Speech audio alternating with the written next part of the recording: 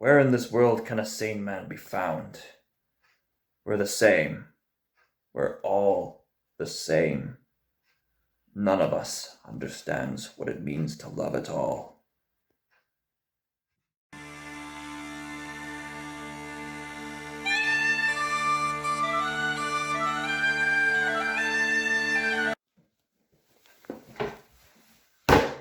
The Vinland Saga is one of the most critically acclaimed anime shows in recent history. As of recording this, only one season has been released of the anime adaptation of the Vinland Saga, and a second season is yet to be released. It's created by the same team who brought us the anime phenomenon Attack on Titan. The way I was properly introduced to this series was talking to a group of friends on Discord. We were talking about some quality anime shows, and one or two of them recommended that I watch the Vinland Saga. And they only showed me one scene, which was about 3/4 into the anime's first season. And even though there was hardly much action in this particular scene, and this one scene alone got me hooked. This one scene motivated me to purchase the first 3 books of the Vinland Saga, mainly to find that scene. And I must say, this is a really engaging story. The general summary of the story from what I've read so far, the story is set approximately around the years 1000 AD. And it tells the story of young Thorfinn here. The story centers around young Thorfinn here, who has heard stories of a land far to the west where there is peace, which is essentially Native America, which was then known as Vinland, apparently. In the event of this story, Thorfinn's father, Thors, is murdered by people who no longer trust him. In anger, Thorfinn serves the man who killed his father, named Askeladd, in hopes to kill him by challenging him to a duel of honor. During this time, Thorfinn, Askeladd, and other Vikings collaborate in protecting Prince Canute for power. Prince Canute, under the care of Ragnar, is a complete wuss at first. But fortunately for Canute and Ragnar, they are accompanied by a priest named Willibald. Of course, the Vikings scoff at the idea of Canute, Ragnar, and the priest being so dedicated to the Christian religion, but some are fascinated by the character of Willibald the priest. In spite of his serious drinking problem, Willibald seems to understand something that many of the Vikings can't even begin to grasp. Whilst many Vikings would prefer genocidal bloodshed and the sexual union of women, Willibald seeks a more profound treasure. Love. Late into Book 2, some of the Vikings ask Willibald what he means by love, since many of them don't even know what love means. And there's this one scene where some of the Vikings have a conversation with Willibald. In this particular chapter, 2 brothers talk about their loyalty towards each other in battle. And because they protect each other in battle, that is how they define what they understand to be love. However, Willibald says that their brotherly bond is nothing like the kind of love he imagines. Whilst he does acknowledge such a brotherly bond is a wonderful thing, and that the brothers could hardly live without it, Willibald then challenges their sense of love. He says to them, "But if it was me on the battlefield, would you stand at my back and protect me?" One of the Viking brothers responds, no, why would I? I told you it's me and my brother can do this. I never leave to back an ale-soaked friar." Willibald responds, "As I suspected. Hence, it is not the same." So early on, we get a taste of what Willibald is trying to say. We're getting hints early on that Willibald is trying to convince the Vikings to care for everybody, even their enemies. But the Vikings are so caught up in their personal glory that they fail to understand any kind of comprehension of love towards other people, even those outside of their bloodline. Willibald appreciates that the brothers love each other, but he compliments that they fail to love other people. So by definition, that wouldn't really be love in the way that Willibald's trying to describe. I'll mention some other events that happen in Book 2 and 3. Because they're very important to the scene I want to discuss. Particularly in regards to the character Ragnar. Ragnar is the caretaker of Prince Canute, and he loved Canute like a father. And Prince Canute looked up to him as such, even to the point of wishing he wasn't born of royalty. Ragnar's not of royal bloodline, in case you were wondering. At the end of Book 2, Askeladd and his Viking men invade a village of innocents. And since there's hardly enough food to feed everybody during this harsh winter period, Askeladd sends his Viking men to kill all the villagers. At first, Ragnar tries to stop Askeladd. Ragnar tries to tell Askeladd that these are innocent people. But then Ragnar responds, "And what of it? This is what's best for His Highness. Anyone else got a question?" To protect His Highness Prince Canute, Ragnar stays silent. Askeladd says, "No? Good. In that case, get started." And all the villagers were killed. Remember that scene. At the beginning of Book 3, in the first chapter of Book number 3, Askeladd is talking to his best scout, who notices that Canute, Ragnar, and Willibald are praying to God. The scout, of course, scoffs at the idea of their form of worship. Most notably, the scout says, "Do they have to beg forgiveness every time they so much as fart? Who'd want to worship a god that pity?" At face value, skeptics share a similar view, but if one understands the essence of humbleness, which Willibald will in a sense bring up later on, then perhaps one's perspective might just begin to change. Speaking of Willibald, he questions the love of God, by which Prince Canute later rebukes him for. Canute ends the conversation with, "There is no father who would not love his own son." This makes Thorfinn nearby reflect on his own father. Ragnar and Canute later feed Thorfinn a delicious meal, but when duty calls, Ragnar is then betrayed by Askeladd and killed by his men. For self-explanatory reasons, Canute doesn't take this loss very well. Later on in the story, Thorkel and his army is chasing after Askeladd and his men, so Askeladd sends Beorn to protect Canute and Willibald. Whilst Thorfinn is having an intense fight with Thorkel, some distance away, Prince Canute is unconscious and has a dream about the ghost of Ragnar. Ragnar's spirit reminisces that he didn't raise Canute as a king would, but that of a common farmer would with his own son. Canute wishes he was born of Ragnar. Ragnar is happy to hear, but Ragnar tells Canute that there are things to be learned through loss. The time has come for you to wake. When Canute wakes up, he sees Beorn having consumed a berserk mushroom. That might be a reference to another seinen manga. As he takes on several men to protect Canute. This is where the scene I want to discuss begins. Willibald checks on Canute's health and tells Canute what's going on. Your Highness, you weren't hurt, were you? Those men over there, they're fighting each other over who will obtain you. And then you'll become the possession of the victor. At first, Canute suggests that Willibald tries to stop them, but Willibald recognizes there isn't much he can do in this present circumstance. I mean, he could try, but given Beorn's maddened state, that's probably not possible at that given time. So he just simply says, "Let those who seek death find it." You're a servant of the Lord, so why don't you try to stop them? How am I to stop such hate? It's much more sensible to let those who want to die perish.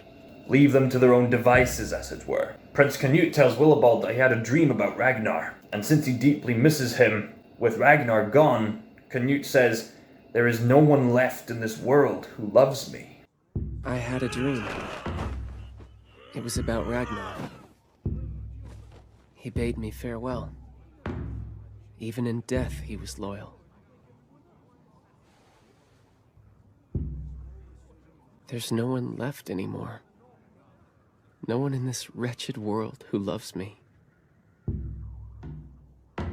Willibald acknowledges, "You have made a great realization, but it is not quite correct." Seems you found great enlightenment, Your Highness.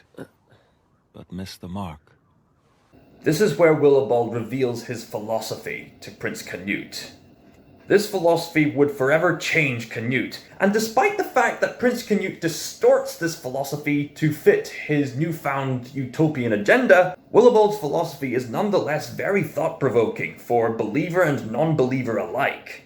I'd like to say that it's no secret, regardless of what you believe in, that a lot of movies that are made by Christians to preach Christianity those kind of movies tend to suck.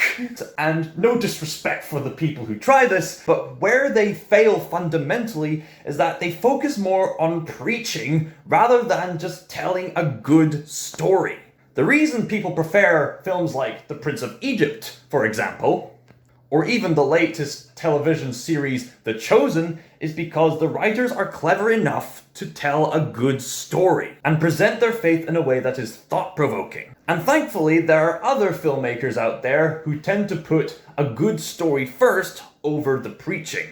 Other examples can be Martin Scorsese's Silence or Mel Gibson's Hacksaw Ridge. Vinland Saga focuses primarily on a good story, loosely based on historical events, which tells an epic story about honor and vengeance and love and a paradise that people are trying to fight for, questioning if this paradise could even exist or if it could be possible, depending on how one perceives life. Willibald offers somewhat of a solution to this question, and the way Willibald describes it penetrates right into the human heart. The way Willibald describes love in this following scene, the kind of love that Willibald is trying to discuss here, is all-encompassing. So early on, he hints that there aren't many people who can properly understand love. He tells Prince Canute that he's made a great realization when he said, "There is no one left in this world who loves me." He then challenges Canute's perceptions of love by asking him, "Was it love that Lord Ragnar felt for you? Remember that for the sake of your safety, he allowed 62 innocent villagers to be killed."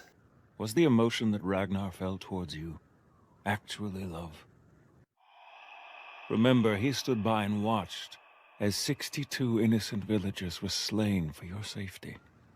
Willibald is hinting at the fact that if Ragnar really did understand love, he would have loved everybody, including the 62 innocent villagers.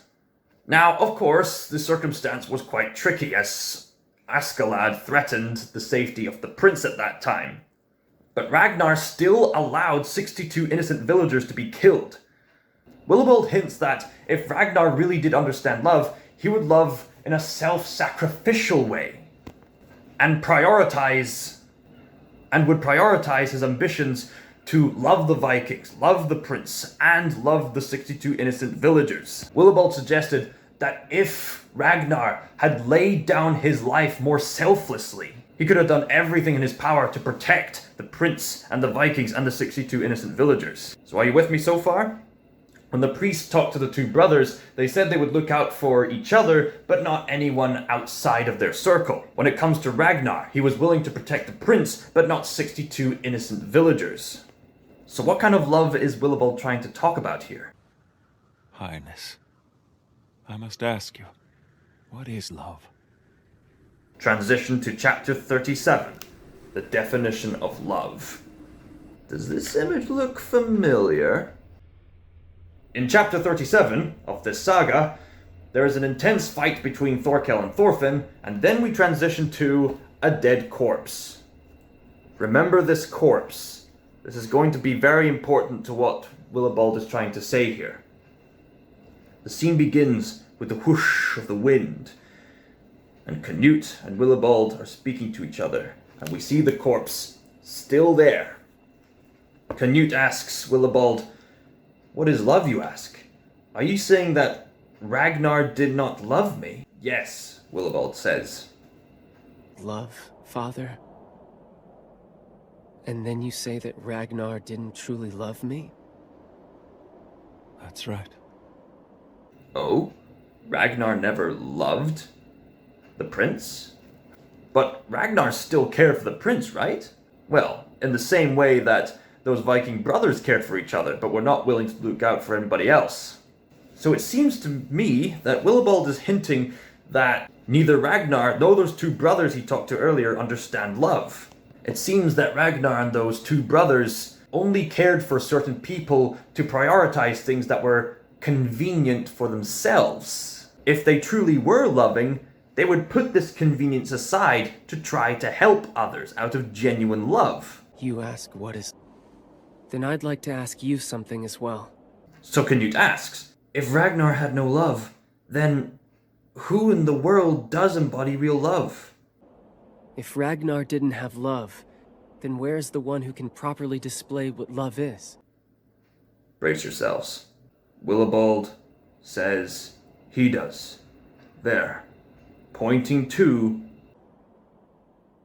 He's right over there. Just look. the corpse. And is far more beautiful now than when he was alive. The embodiment of love itself. The corpse, according to Willibald, is the embodiment of love itself. He can no longer hate, or hurt, or steal from the weak. Here his philosophy comes to light. Upon death, that person's soul is no longer capable of deliberately committing evil. When a soul passes on, that person is no longer capable of causing any harm. His remains will keep here until the snow thaws, and what's left behind will be a great bounty to beasts and insects alike. He will be left as is in the cold rain, and will bear it all without a single complaint. For death is what truly completes a human being. It is death that completes a man. So, death itself is the essence of love? Yes. To pause for a moment, if you know anything about Christian doctrine, this lesson seems very offbeat because the Bible clearly teaches that death is the enemy. Now, I don't know if this was intentional or not, but Willibald never says anything about death being a friend. He says that death completes a man. You see, he later references the incident with the Garden of Eden when Adam and Eve rebelled against God by eating the fruit of knowledge. And since they rebelled against God, they caused the fallen world. And since Adam and Eve and all who came after have sinned and caused harm to this world, like the Vikings do, we deserve the death sentence, for the wages of sin is death. So whilst death is a harmful and tragic thing, according to Christian doctrine, death exists to pay the penalty for man's sins. And Willibald seems to be hinting at this full embodiment of love that a man embraces when he dies. But when he describes it, he's talking about the physical essence of how a person embodies this love. And being a Christian, this kind of mentality can also be applied to the spiritual mindset. Physically speaking, Willibald says that the person's corpse will no longer be capable of doing any deliberate evil on their behalf. Willibald says that physically, when a person dies, their physical body is no longer capable of doing any deliberate evil on their behalf. So physically, their body gives into the ways of nature to make it grow, to feed the animals, and to provide the nutrients necessary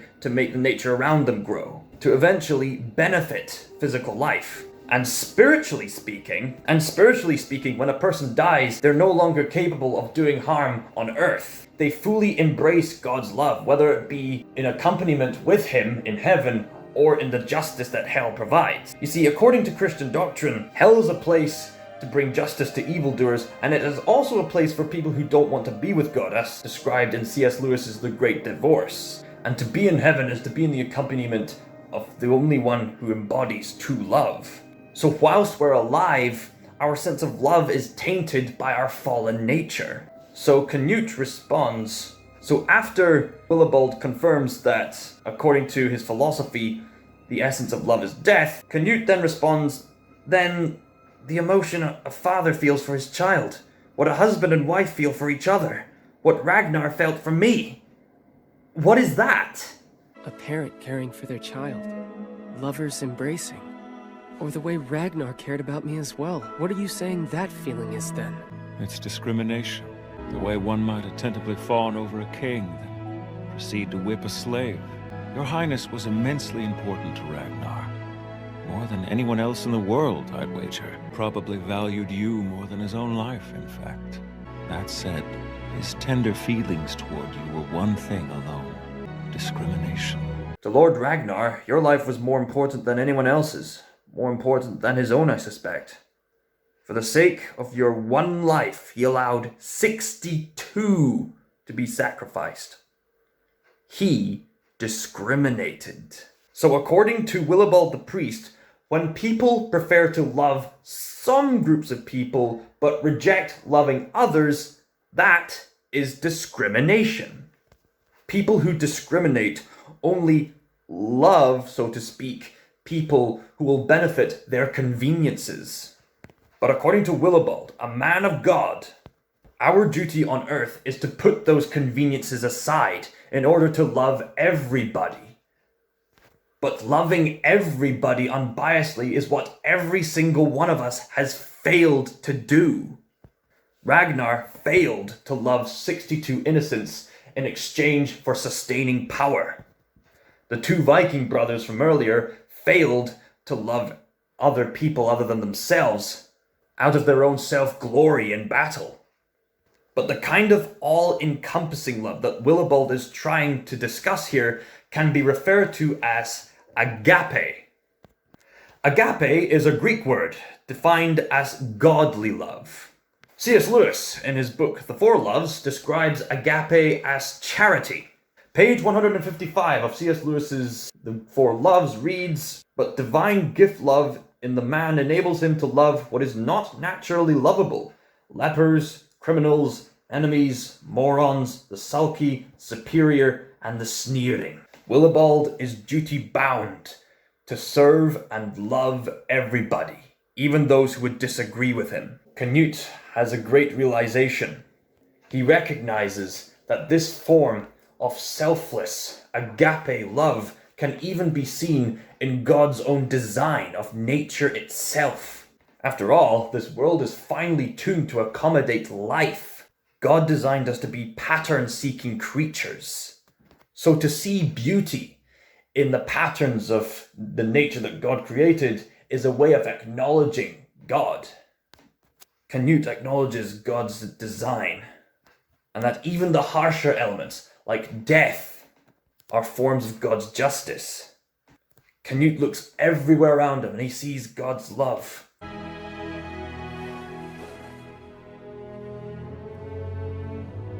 Of course. The snow. It's love, isn't it? It is. That sky. And the sun. The blowing wind. That's why the wind was blowing earlier in the chapter. The trees. The mountains.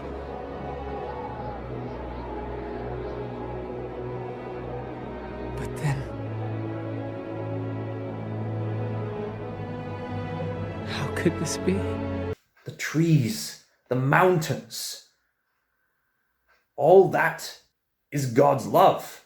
And then Canute makes a very sad realization. The world. God's creation has such beauty woven through it. But in the human soul, there is no love. And that, my friends, is the real tragedy of life. Now, of course, I wouldn't be surprised if there are people watching this video who profess not to believe in God.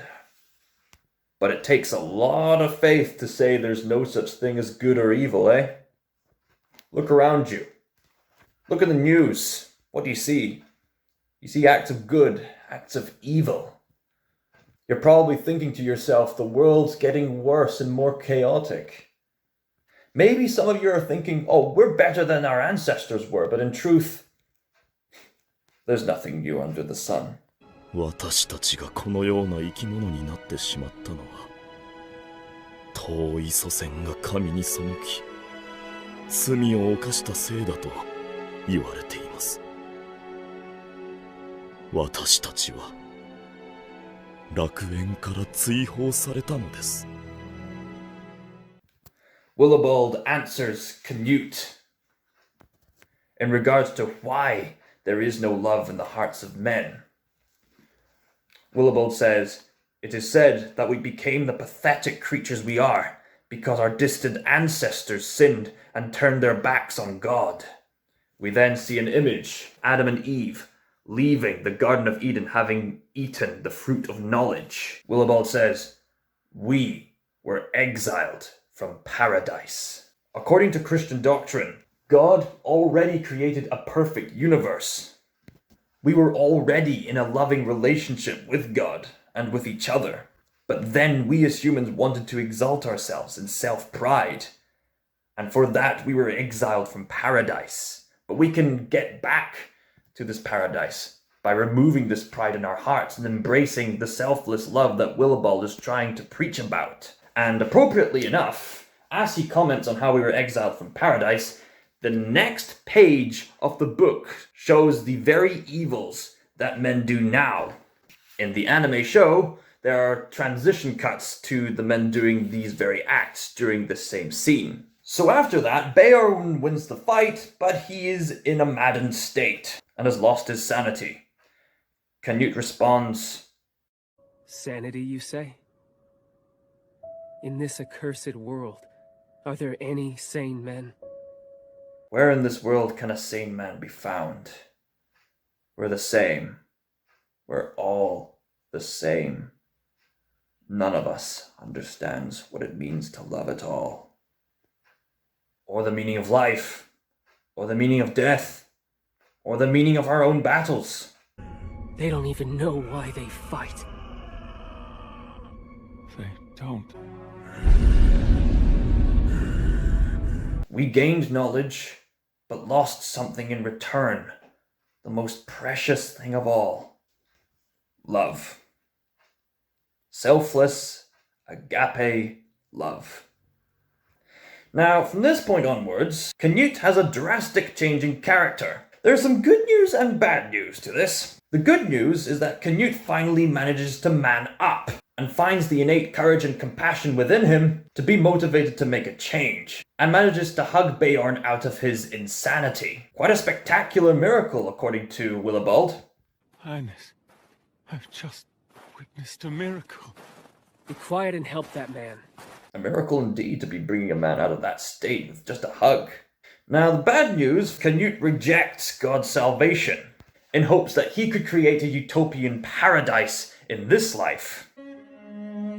Almighty, I no longer seek your salvation. If you refuse to give it to us, we will make our own. A paradise on this earth, shaped by our own hands. There have been many attempts at creating a utopia throughout history, and most if not all of them have failed, because people have a tendency to exalt themselves rather than humble themselves. Because men have a tendency to exalt themselves rather than exalt... Well, I'll let you fill in the gaps. The love that Willibald mentions involves humbling yourself to love others. Canute seems to stumble out of a newfound sense of self-glory.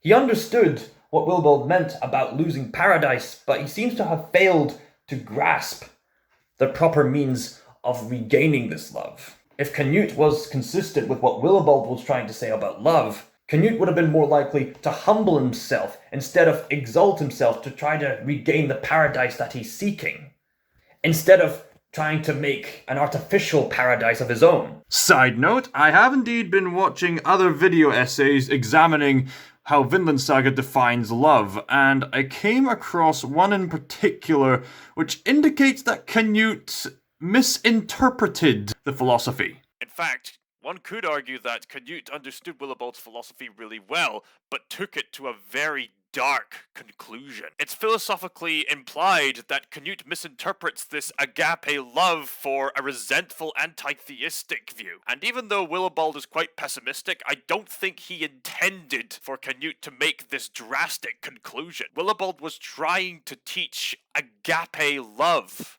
I believe Willibald was trying to say that God already created the perfect paradise, but humanity misused their free will to reject this paradise, and now we live in a fallen world. And thinking about this being a historical fiction epic, it makes so much sense that characters like Prince Canute would be so torn apart by the war around him. But hey, as of right now, I've only read up to book number 3, and I really need to get watching this anime show because a lot of people say it's amazing. But what did you think about my interpretation on this story's philosophy on love and death? Was there anything I overlooked? Let me know in the comments down below, because I think this might just be one of the most important videos I've made as of to date. Thank you very much for watching this video. I would recommend reading or watching the Vinland Saga if you haven't already. It's an excellent story, even if it's loosely based on historical events. It's kind of like the Braveheart of our times, isn't it? Scott Myers signing out.